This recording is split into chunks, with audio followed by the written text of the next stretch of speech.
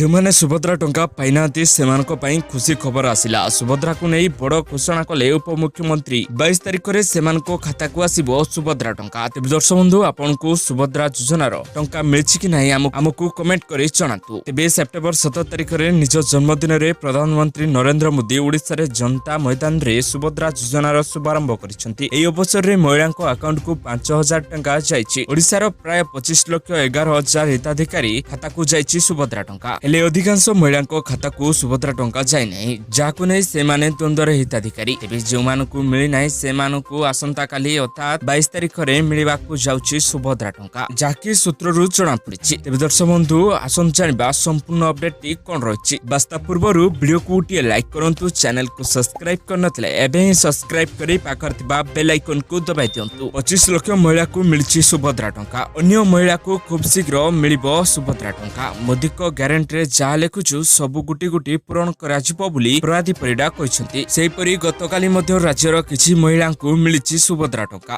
तेबे पूर्व उपमुख्यमंत्री देइथिबा सूचना अनुसार 17 तारिख परे आवेदन करुथबा महिला को सुभद्रा योजनार लाभ निश्चिंत भाव में मिलिबो। जणे चाहिले वर्तमान मध्ये रजिस्ट्रेशन